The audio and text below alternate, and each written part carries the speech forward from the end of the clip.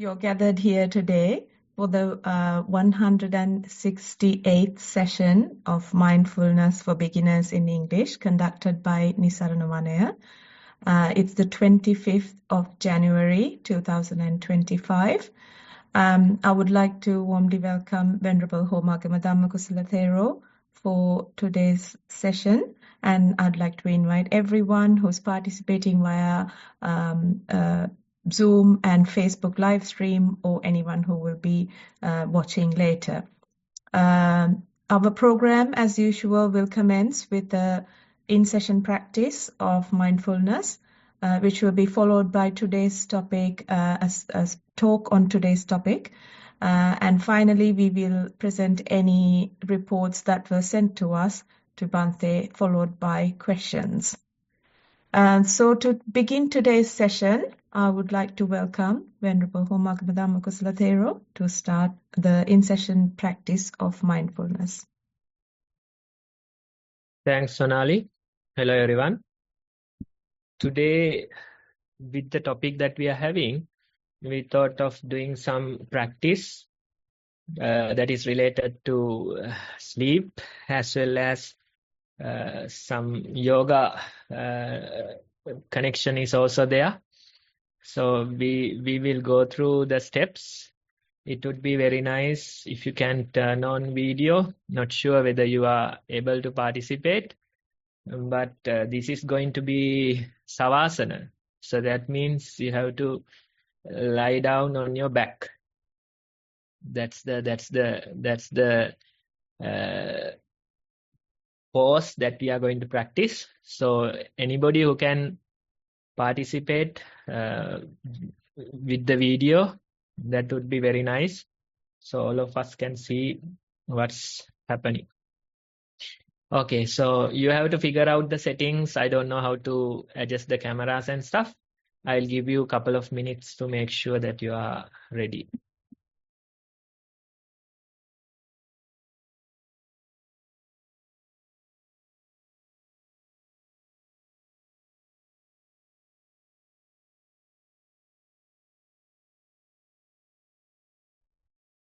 Anybody else who is willing to participate with the video, you can join in. And I hope all of you are ready. Even without joining with video, you can practice this. You can try and see how we can relate mindfulness into something like this, and how we can use those things to improve ourselves. Okay, so this is called savasana, one of the yoga poses, and this is related to it's like a corpse. You are trying to be like a corpse. This is more like, lying down on your back. So as the initial step, you have to lie down on your back. That's the posture that we are going to practice this one. You can place the hands on your side and the legs also in a comfortable posture. Initially, bring your attention to the body and notice whether you are comfortable in this posture. Whatever the difficulty, discomfort, you can adjust it and then come to a stillness. Okay, now we are ready with the posture. In order to start the practice, we can just simply shake our feet a little. Just get comfortable. Even you can do the same with your hands. Maybe you can do like a butterfly. When you're comfortable in your posture, you can gently come into a stillness. Now feel free to close your eyes as well.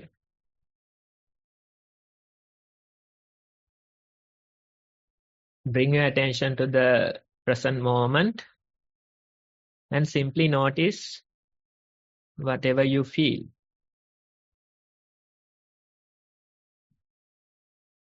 Notice the bodily sensations. the pressure on your back, the pressure on your hands and legs.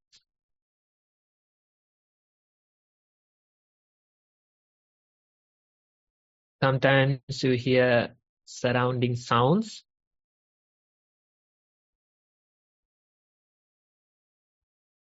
Time to time you might get thoughts, memories.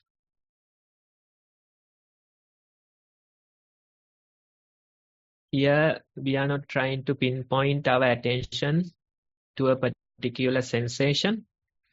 Instead, what we do is we simply go with the flow.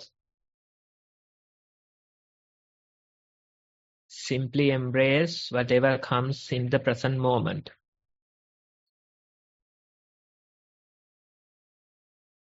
It's always a mix of bodily sensations, surrounding sounds, thoughts, memories, storytelling.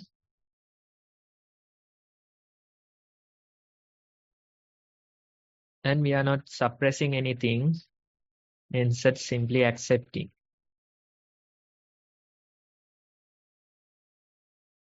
And when you do this, when you allow the mind to flow naturally, and when you are on a lying down posture, it is natural that sleepiness might come. Your mind and body relaxes and sleepiness appears.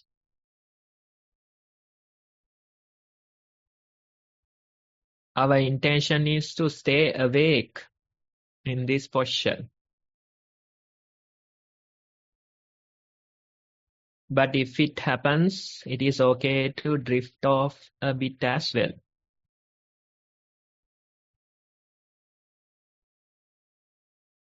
This posture is so relaxing.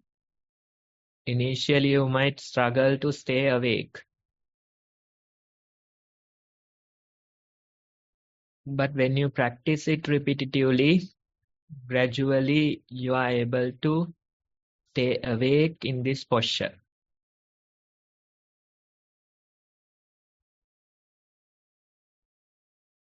Now, I will silence my voice. You can continue few more minutes in this posture till you hear the bell.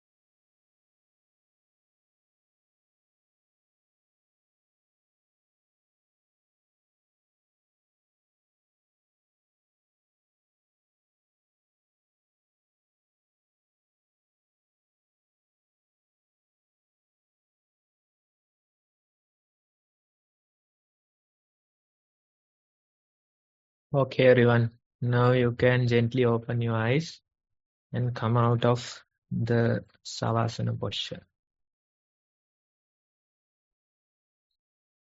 Okay, I hope you got the idea. So this is not just for today, but instead when you go to bed, you can simply be aware of your bodily sensations, be aware of the present moment, and that way you can sleep or maybe approach the sleep in a mindful manner. In addition, maybe after a long day, you can simply relax in this posture. If you make it too comfortable, then you might fall asleep. So this is just simply lying down on the ground, or maybe put a bed sheet and simply lying down on that. That way, if you make the posture a little bit uncomfortable, then you would be able to stay longer in a awake state, right? So that way, it's a good way to relax. Maybe after a long, tired day, you can simply stay in this posture for like few minutes. Simply give up everything and be like a corpse. Anyway, one day we will have to give up everything, right? And become a real corpse. So this way we are in a way rehearsing for that. We go into this posture and simply give up everything. Give up the thoughts, give up the control of your mind, give up the control of your body, and simply lie down like a corpse for 15-20 minutes. And when you do that, you realize how refreshing this is. When you wake up after like 15-20 minutes, you feel very much refreshed because you have given up the control, at least for a while. And some of you might felt sleepy, and some of you might even went into sleep. How did you feel? Were you able to stay awake during that time? Anybody who fell asleep? No. Anupama was awake. How about the others? All of you managed to stay awake. Chamari. Avsarai Bhante. So there was the drifting that was happening when the body was relaxed, I mean, actively relaxing. And at some point it was going into kind of sleepiness. And I can't remember when, a few seconds later, back with the awareness again of the body. So I know it was trying to go there, but it didn't. Yeah. Yes. So that's why I said it's okay to drift off a bit. Natural. It's natural in this posture. So we are not trying to refrain that. We simply try to be in this posture. And when you practice it for a longer period, maybe like a few months, you can really stay awake in this posture. But if you lie down on a bed, it's too comfortable. So that's why I said on the ground, maybe with a blanket. That way, if you approach this, then you can stay in a awake position and simply continue for like 20-30 minutes. And this is so very refreshing and relaxing. Simply stay like a corpse, given up everything. Okay, right. So that's the activity for today. Thank you very much for participating. I was wondering whether we would be able to do this because somebody has to demonstrate, right? Otherwise, it will be like useless. So thank you very much for participating. We had like 4 candidates doing the posture. I'm sure others did without the video. So that's very much helpful.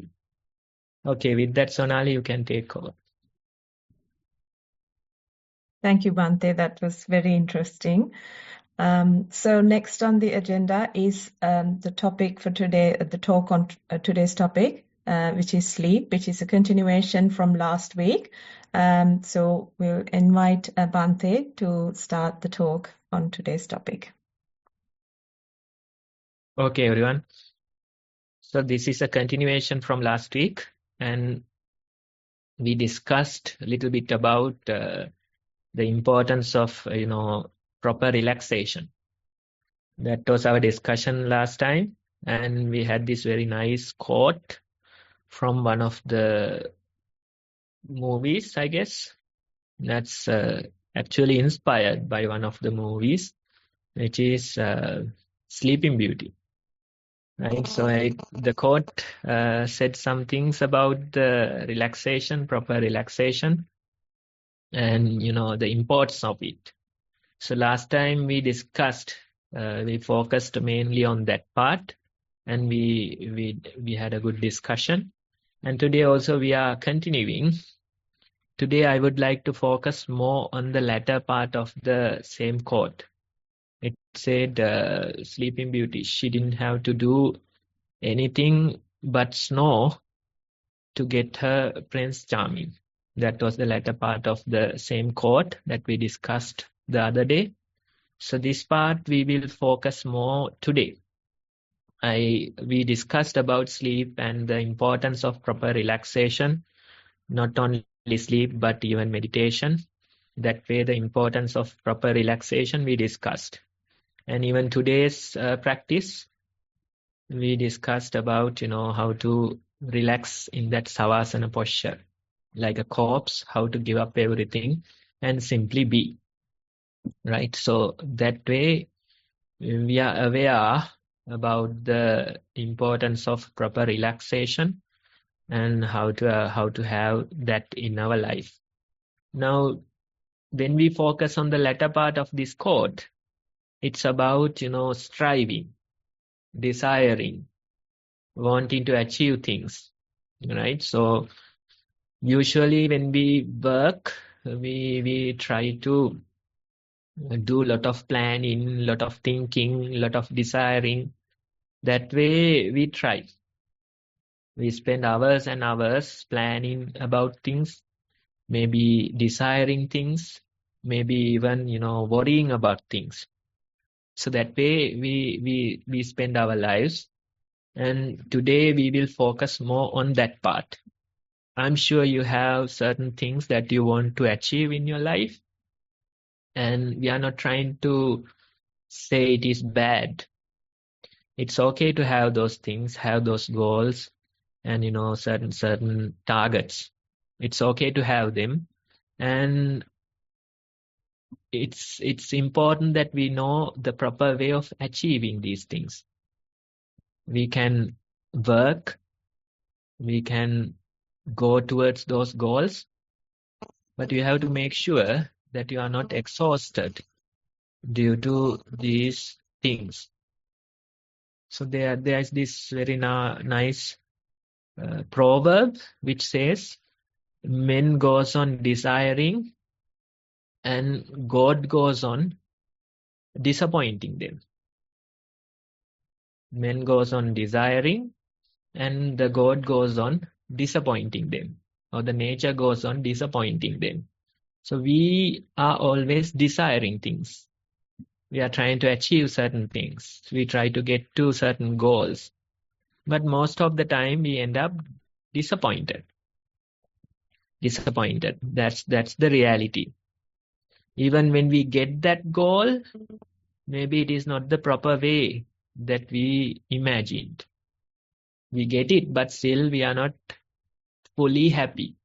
Maybe we are partially satisfied with what we got. So this way you can see in our lives again and again we are planning, targeting, desiring things. But this desiring, planning, it doesn't help us that much. Most of the time it is creating worries. Most of the time it will drag you into a depression. Right? So that's the reality. So that is why it is important that you find the proper relaxation in your mind. You can do your work.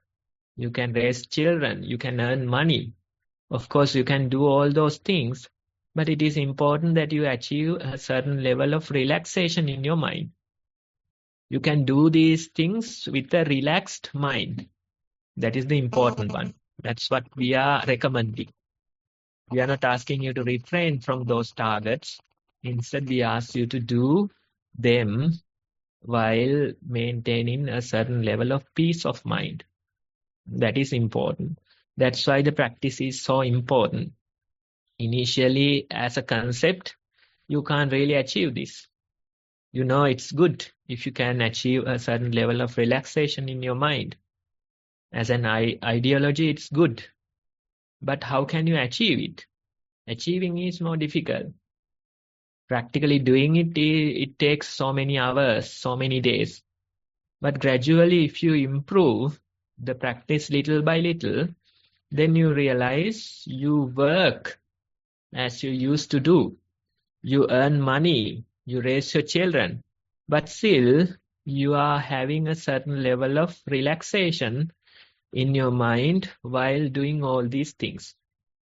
That's the influence of practice, how it is helping you to relax in your mind while doing all these things, while catering to your responsibilities. That's the very idea.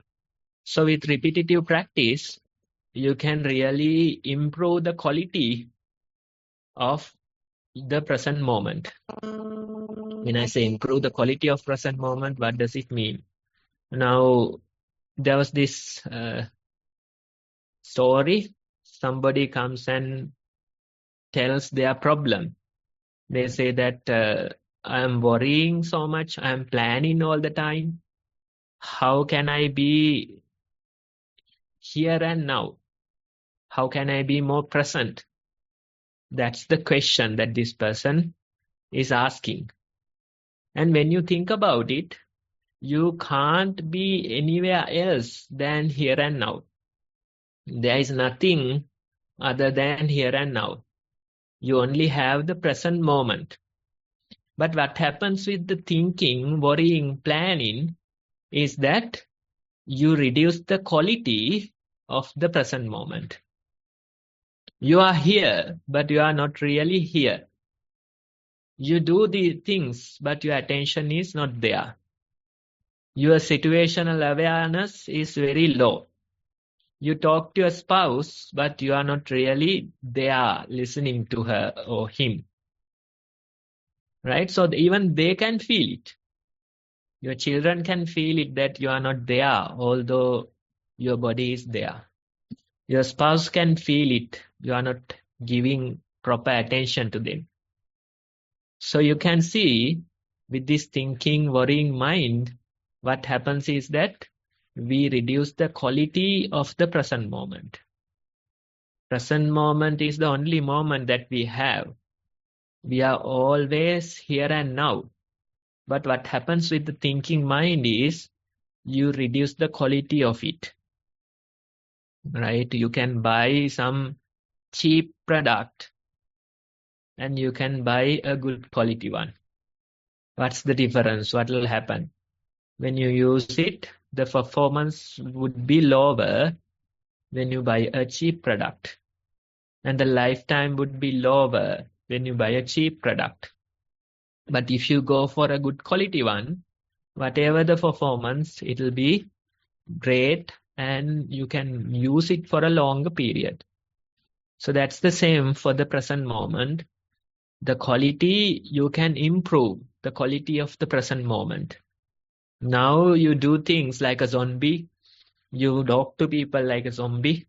You function like a zombie, right? But when you meditate and when you improve the ability to be more present, then you realize you are improving the quality of the moment. Whatever the things you do with necessary attention.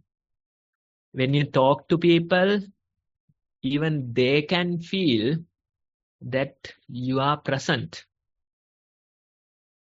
And whatever the challenges that comes in life, you have certain level of awareness or a situational awareness to face them.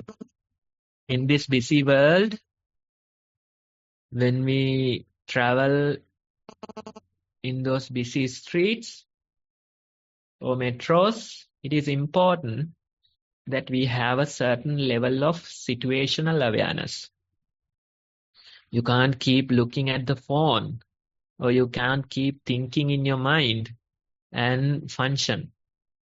Sooner or later, you'll get into some trouble due to the lack of situational awareness, right? So when we improve our practice, we realize we become more present. Whatever the present moment, we are more aware. That situational awareness is very important to face the challenges of this new age. You can function without much trouble. You can function without getting into trouble, right? So that way, the quality of your life, the quality of your moment will be improved. And that's what matters. That is how you can truly achieve things. Your life, it's a series of present moments. Or it's a series of small things that we do in the moment. Right? So if we think that way, whatever the targets, goals, if you want to achieve them, the most important quality is to be present with a relaxed mind, with a mind that has clarity, right? So that way, when you approach, then whatever the things you are doing will be more effective. When you talk to people, they feel that you are present, right? So that way, the quality of your life, the quality of your present moment will be improved. And if tomorrow comes, you will be there. You don't have to worry much about tomorrow, right? If tomorrow comes, you will be there. And you can do the same as today. Today you were present, you were doing your things with more situational awareness, with a presence of mind. And if tomorrow comes, then you can do the same tomorrow. Now you have developed the ability to be here and now. That's the very idea of this practice. It takes some time, it takes few months, but when you do it little by little, you realize how this change is happening in your own life. It's much greater than, just believing somebody else's words. When you experience it, you are certain, you know that the practice works. Right? So that way, we have to do this, we have to improve our practice and gradually reach there. Little by little, we can develop that. And as I said earlier, we can simply give up these things and just be. Initially, let's say in the beginning, practitioners, they try to hold on to something. Let's say the breath or the walking sensations. That's how we start our practice. And for the beginners, we encourage it, right? But gradually, the practice will take you to a location or to a way of practice that you are holding on to nothing. Even the breath is there, but you are not holding on to it. The bodily sensations are there, but you are not holding on to it, right? Even the good is there, but you are not holding on to it. Initially, as a beginner, we hold on to good. We give up evil. Let's say the thoughts, you can say the good thoughts, bad thoughts. Like that, we try to discriminate. We say these thoughts are bad, these thoughts are good, so I'll hold on to the good ones. Right? So that's how we start. Even holding on to breath, that's more like a good thought. Holding on to the steps, that's holding on to good.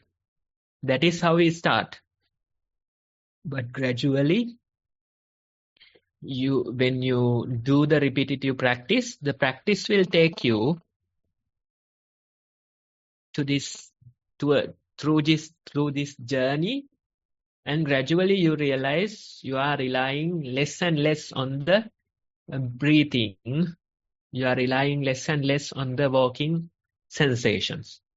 Instead, you give up everything and you simply be. Things come, things go, but you are not moved by them. Even the bad thoughts tend to appear more and more when you give up holding on to good. Right? It is natural. But this is the way of the practice. You have to, at a certain point, you have to give up good in order to move forward in the practice. Otherwise, if you keep holding on to good, the evil will be there also. When you hold on to good, evil is underneath that. Good and evil, it's two sides of the same coin. So most of the practitioners, what they get wrong is that they try to hold on to good all the time. They try to do good things. They think about doing good things all the time. But they don't realize that too is the same process of desiring. When you hold on to good, without you even knowing, you hold on to evil as well.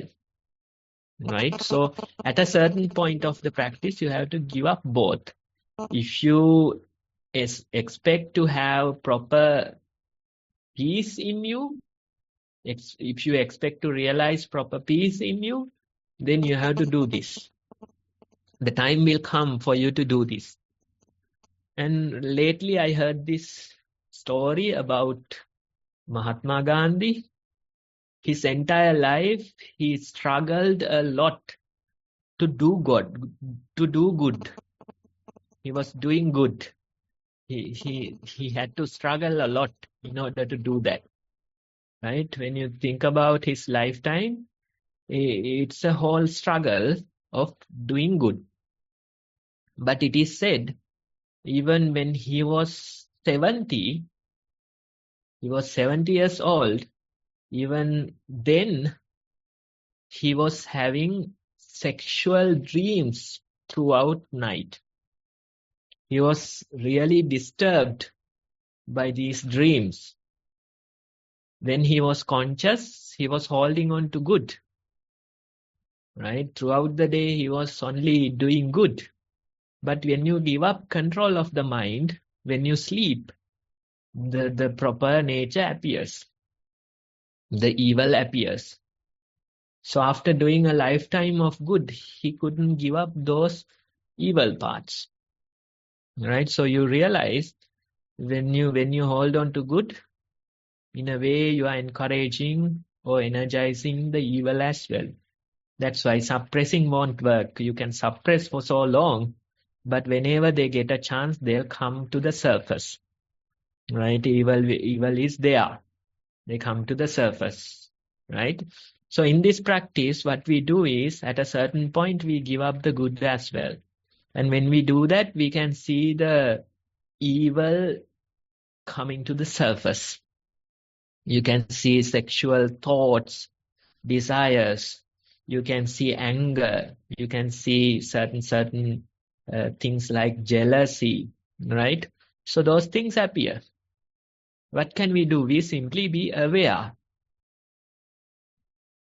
Awareness or the mindfulness is your refuge, right? You simply allow these things to come and go while being aware.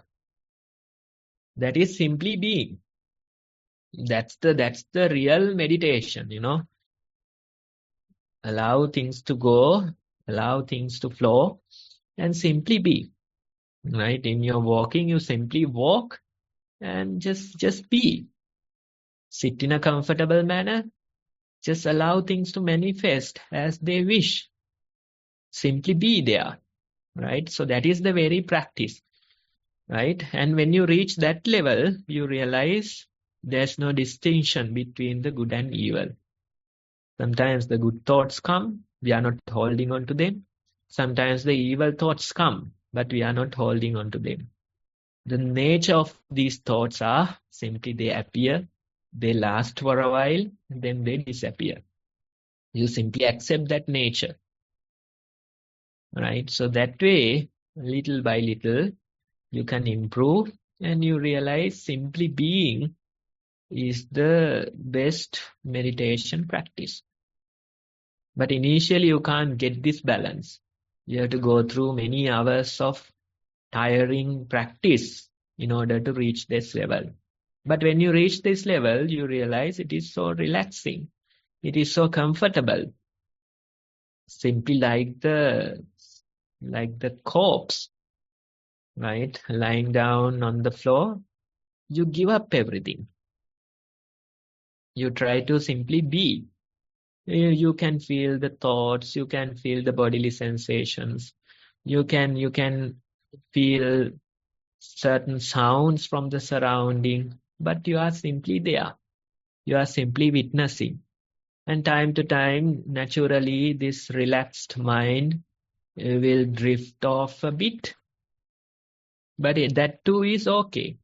That too is okay. And again, you come back to the awareness, right? So this is the giving up that we are talking about. Simply being in the present moment. And when we do that, we realize how relaxing that is. After 20-30 minutes of lying down in this corpse pose, you realize you are refreshed. It feels like having few hours of sleep, right?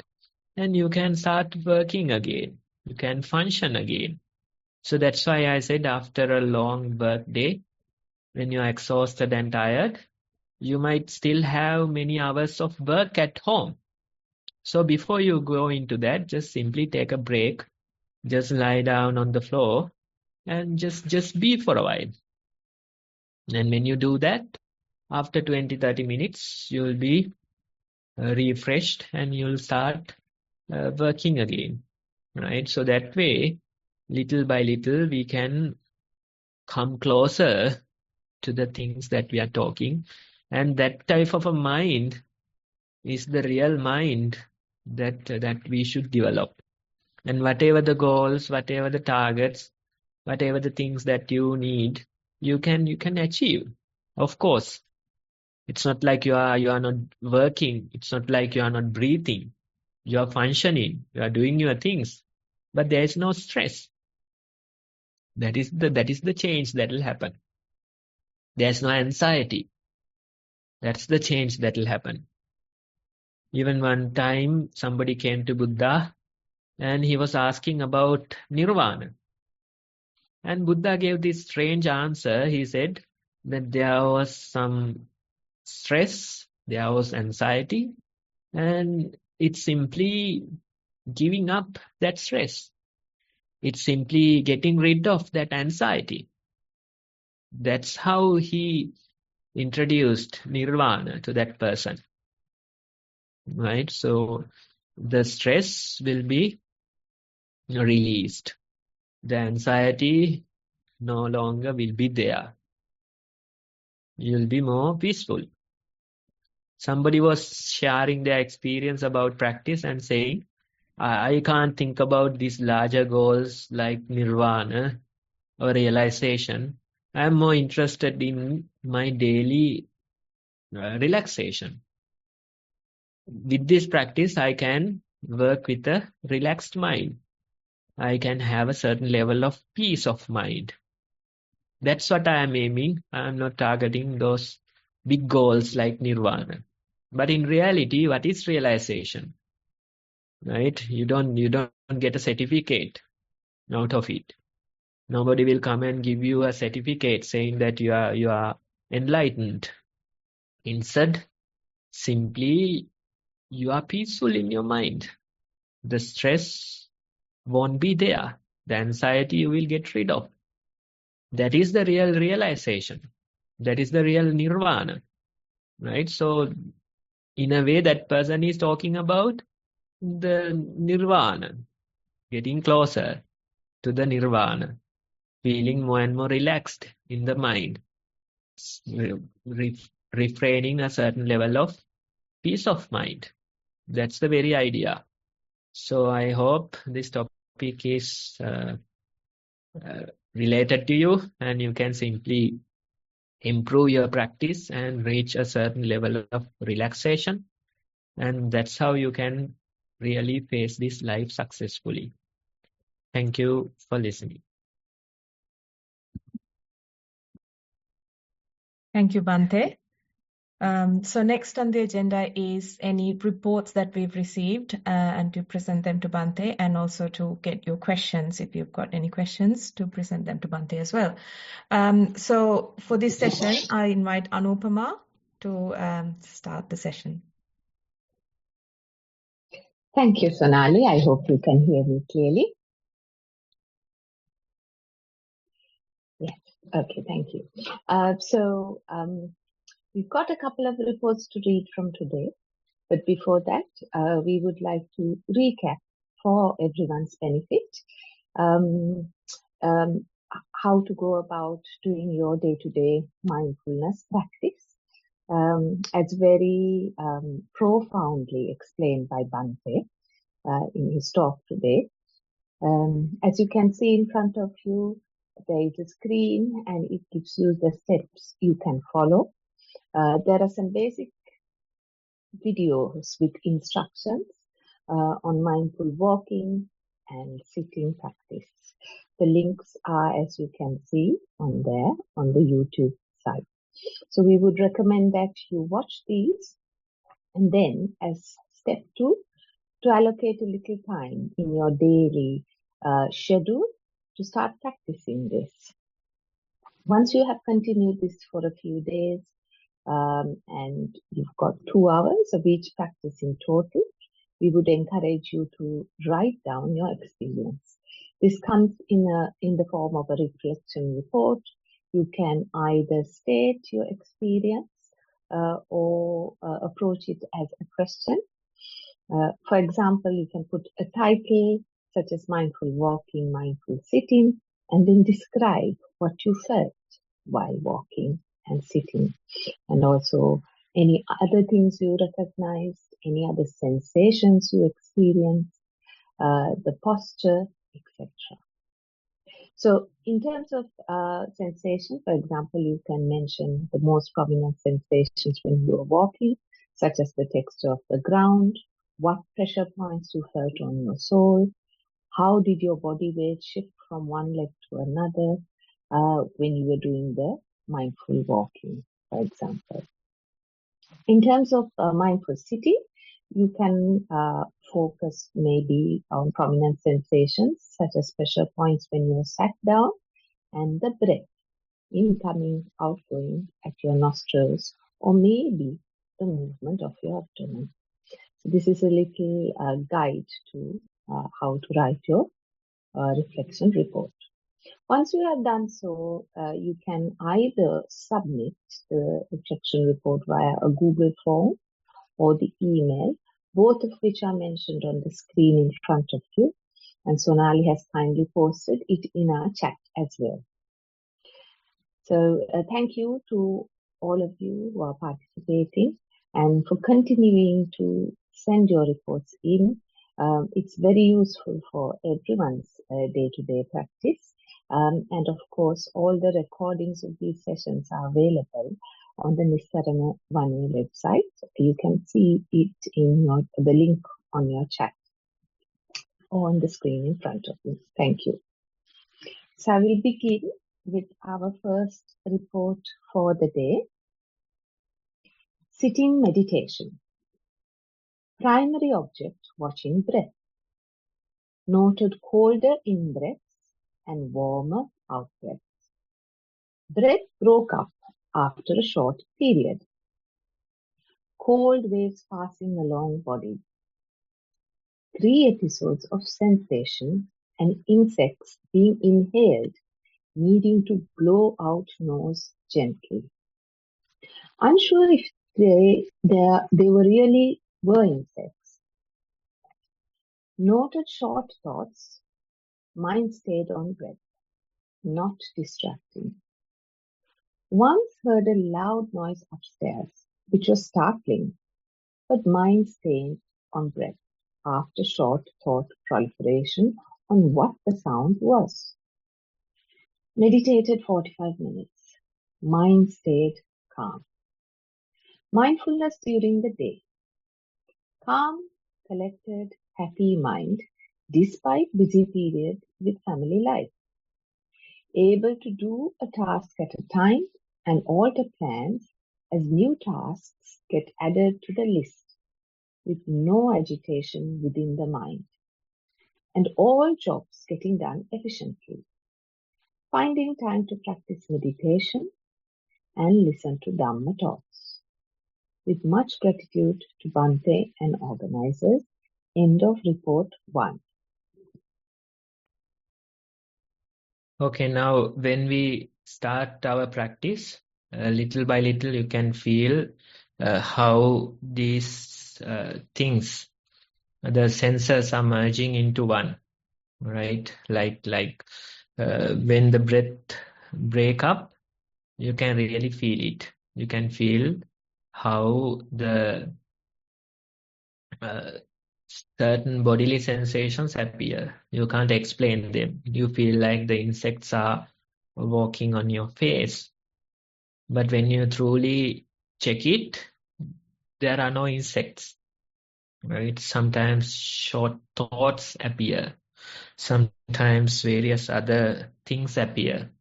So that way, this is more like the blending of the senses. And probably you heard a sound from upstairs. It was a real sound. But sometimes in meditation, you hear sounds. But afterwards, you wonder whether it was a real sound or some other thing that you experienced in the meditation. So this is the blending of senses. And you can't really say which one is reality, which one is mind-made, right? And that's where the practice is leading us. The practice is leading us to see the reality of this world. Initially, we thought that everything is real, everything we experience is real. But now you start to get the real picture. You start to see the real picture. You see how the breath is disappearing. You see how the bodily sensations are appearing. You see how certain parts of your body is disappearing. You see how you hear the sounds that are not there, right? So this way, you can see the blending of senses. You can see how this mind works. The mind can create anything. If it is the insects, it can create the insects. If it is some fear, it can create the fear.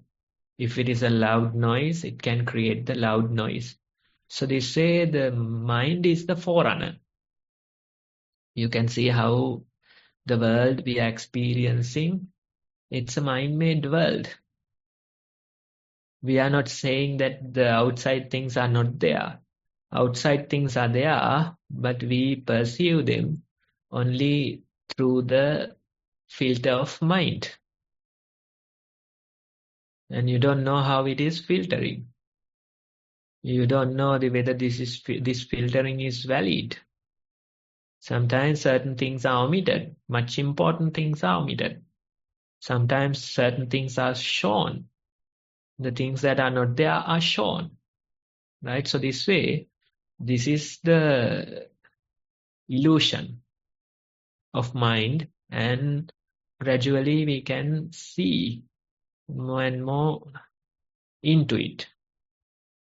Right? So that's the very practice. We are happy that you are progressing. Just continue like this.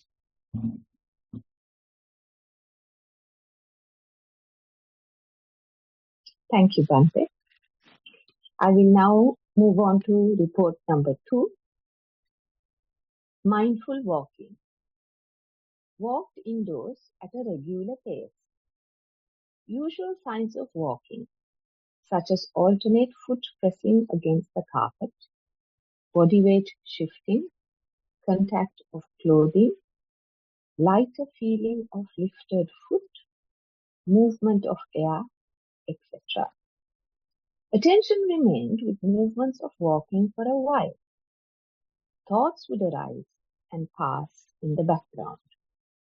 Background sounds may have been there, but cannot recall any specific ones. Feet movements were monotonous and slow. Observing walking movements as an entire process or as under a microscope. Both these options were possible. Walk for 45 minutes. Mindful sitting. Sat on the cushion in a comfortable position and waited. Breath noted around nostrils. Soon it became subtle, although still able to observe it. Boredom-like state in mind, but it felt different. Faint rise and fall of chest noticed at times. Lightness in body and mind.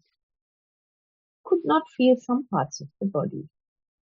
Attention back on subtle breath just outside face, like breath is separate on its own. Calmness in mind.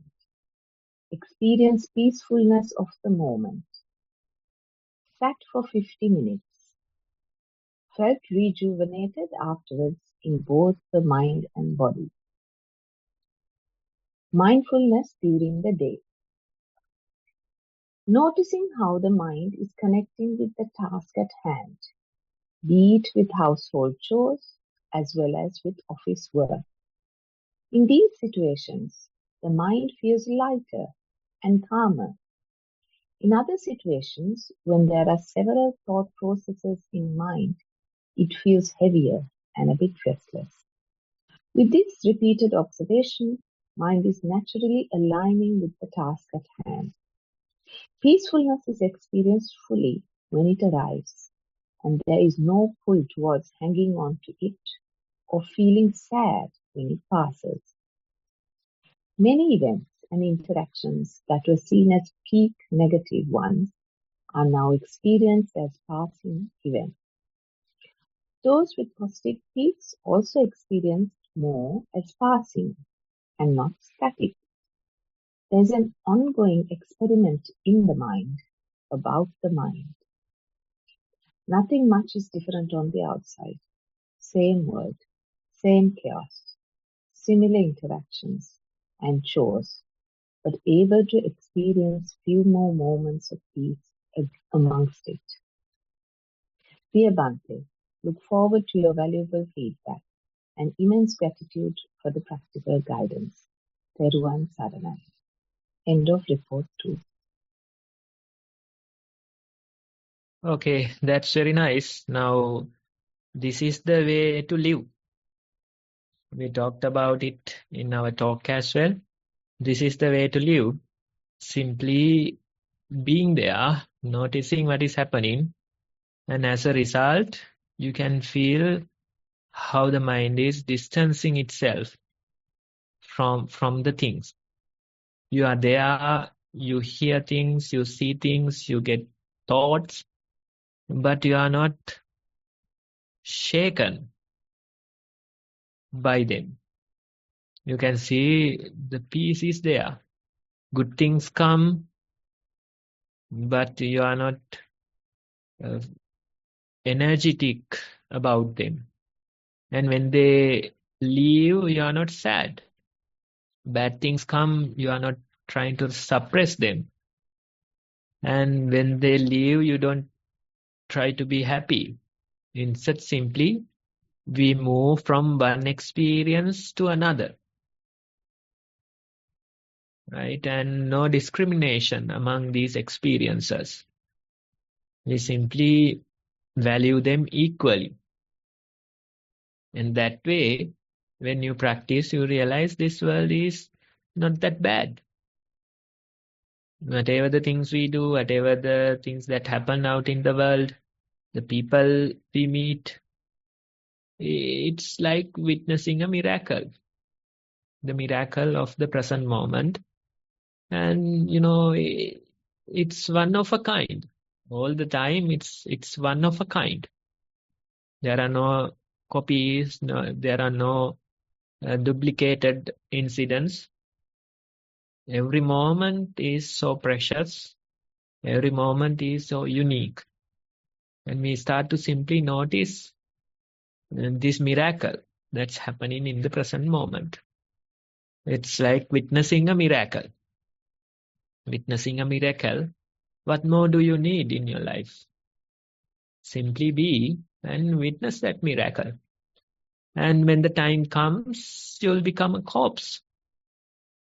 And still, you are not, sad, you are not worried, you are not fearful about it. Sometimes the sickness comes, right? That too you have to accept as a part of this life. Whatever the treatments you can get.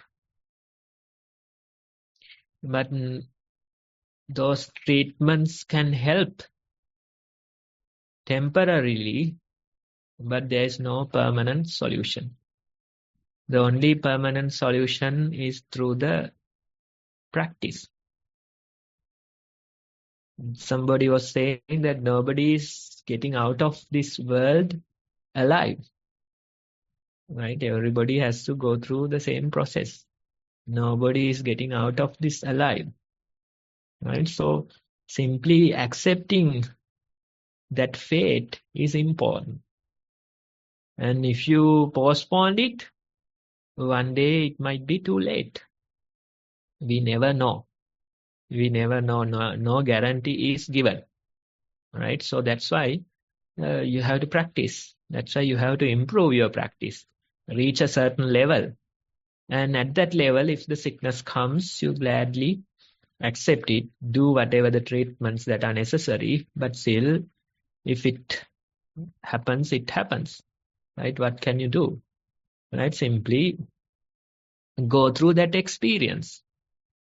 If the death comes one day, simply go through that experience. That's the last thing that you'll be doing, and that's the last experience that you'll be having.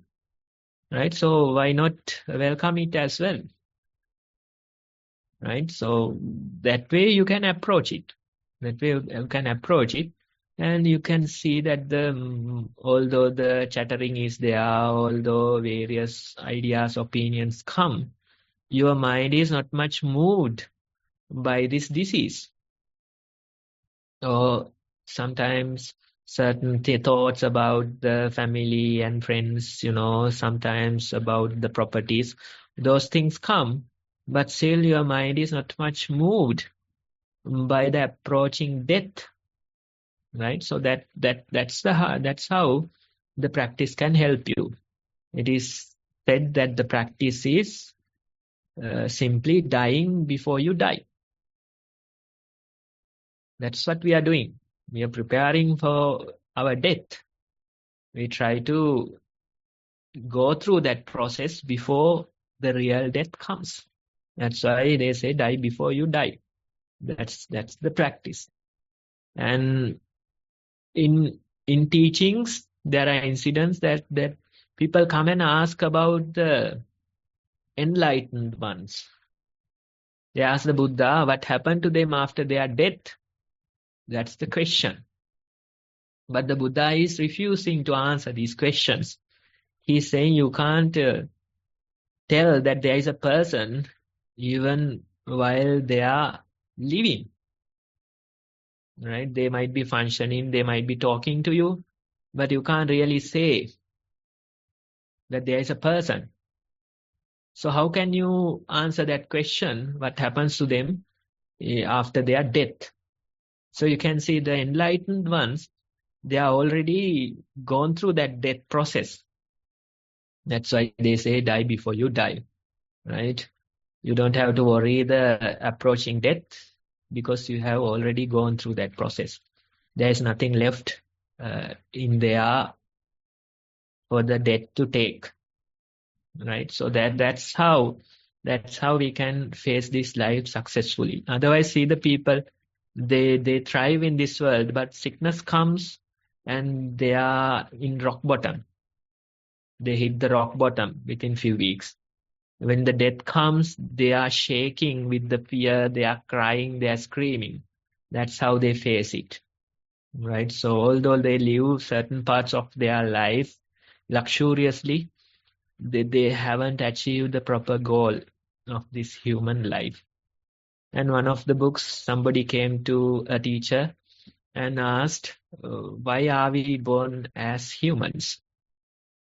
That's like, crazy questions. Some people, they have these type of questions.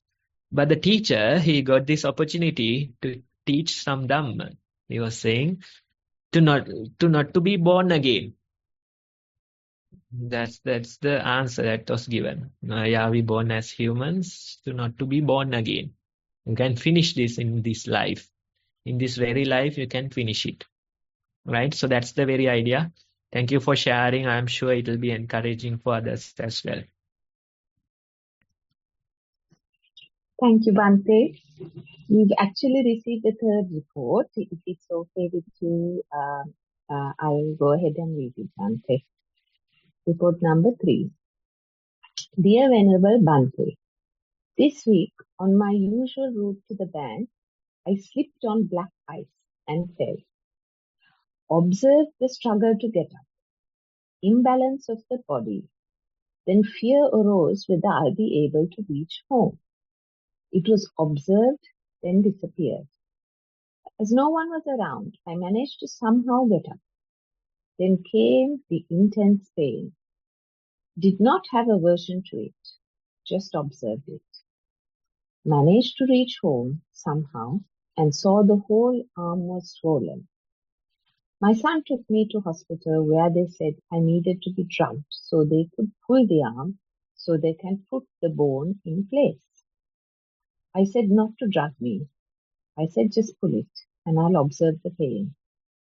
3 of the nurses and my son pulled the arm and I just observed the pain. Only felt a subtle pain, which came and went quickly. They asked me how I managed the pain during that process. I said I'm no superhero.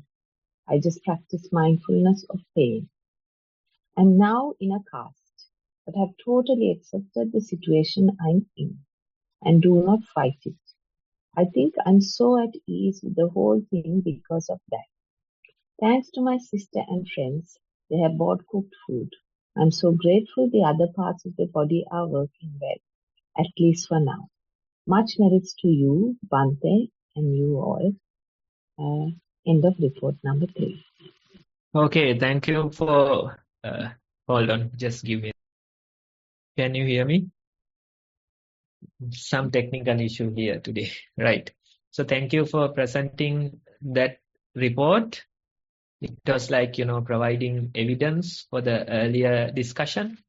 So that's how this works. I talk about one thing, and the next report you can see the evidence for that, right?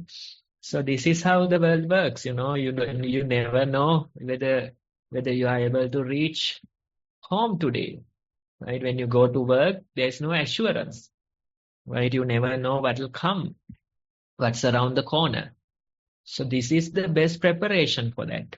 We are not in a way like fearing the death. Some people, they say that when we think about these things, it's too negative. It's like avoiding the life that's given to you, right? But that's not what we do. We know, we are conscious that these things are coming. So we prepare ourselves for them, right? So whatever the situations that appear, you can prepare yourself for them. This is the best example for that. This disease comes, right? So you wonder whether you are able to reach home, and you have to go to the hospital, do those things, that's fine. And even the hospital staff, they wonder how you are facing the pain like this. Those people, they deal with pain every hour. right? Every hour they deal with patients. So they have seen people. They know how the people are facing it, you know. And when you face it consciously, when you face it without drugs, they wonder how the hell you have managed it, right? Even I was sick about a month ago, and I got medicine. I had to get medicine because it was continuing for like 5 days. I somehow escaped, for 5 days. I had extreme fever and vomitish, loose motion, all those symptoms. And after 5 days, couple of senior monks came and they said, that now it's been 5 days, we have to go. Right. So anyway, I took medicine after 5 days and they have given me painkillers. And after taking the medicine, I can feel the influence of drugs. It's more dangerous than the earlier symptoms. I was seeing certain things because of the painkiller, right? So I can feel that I am high, I am drugged because of the painkiller. So after a day or so, I stopped taking the painkiller. I could manage the sickness much easier than managing the drugs, right? So that way, when you improve your ability to face pain in this life, gradually you realize you can manage. There could be certain occasions that you might have to take the painkillers. Of course, that's fine. Extreme pain, extreme occasions would be there, right? And sometimes some situations, nobody can give a solution for the pain that you have to endure, right? Especially if you have faced like accidents, injuries, if you have felt, broken bones in you or fractured bones, you'll know how extreme that pain is, right? The pain in your bones, that's the extreme pain that you can ever experience. As far as I know, maybe there'll be some even more extreme pains, but we don't know. So the broken bones, fractured bones, they create the highest extreme kind of pain. And when that happens, for hours, you are in pain. You can't do anything about it, right? Even after taking medicine, you are in pain. You can't do anything about it. Certain illnesses are there. The medical staff, they can't give painkillers till they figure out what it is. Sometimes they are just observing you. They are doing these checks, right? So for hours, for days, you might have to continue with the pain, right? So even after taking painkillers, there are some diseases the painkillers won't work, right? So this is the challenges that we are facing. So we better be prepared, right? And when you train your mind this way, you'll realize there are nothing that can shake the confidence or the power of mindfulness. Right? You have to reach that level. No? Initially, it's fragile, of course. Initially, the mindfulness is fragile. But when you approach a certain level, you realize now it has taken control.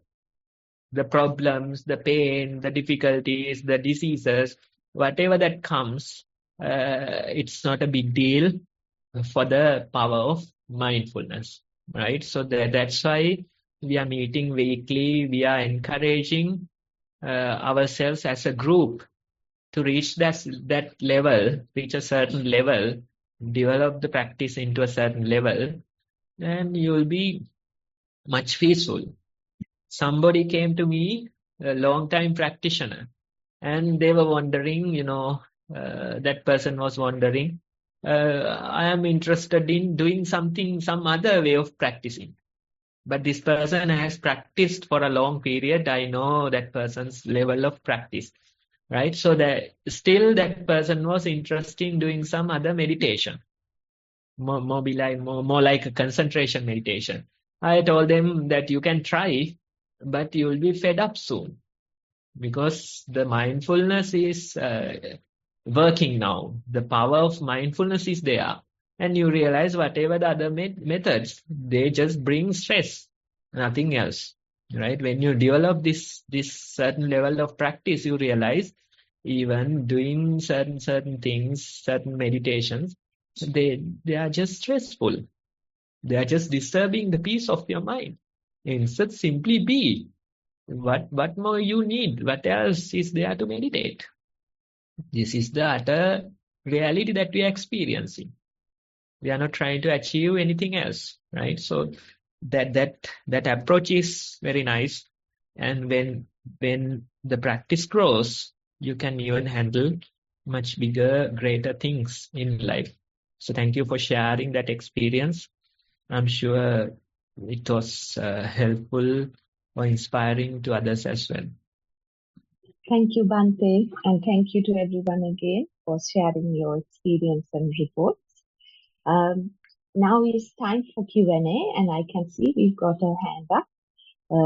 Ivy Parange, if you unmute yourself and ask your question, please. You can Hi. Hi. Can you hear me? Go ahead. Yes. Yeah. Kusala Bante. I was doing a meditation one day when I was with mindfulness. So I noticed two things. One is at one time when you talked about good and bad thoughts, I started observing them. With the bad thoughts, once is when a bad thought came, I identified it as a bad thought. Like a bad means something, I guess from my side, say evil. So when I concentrated on it, it went to the next one, right? So that's the first experience. And then sort of I didn't continue on that path and the next thing came. In the next experience I had when it was as maybe probably an experiment. I'm not sure if that's the right thing to do or not. Let's say an evil thought or some thought came, right? So I actually let it be, and then I noticed that then the string of thoughts came. Like so example, let's say first thought, and then you saw for the next thought and all that. So then what I noticed is while though I observe it because I sort of let it foster or like sort of let it go on that path, I noticed a change in my, I'm not sure how to call it, like say calmness or something. I noticed a change like sort of like a warmth or hotness or something internally.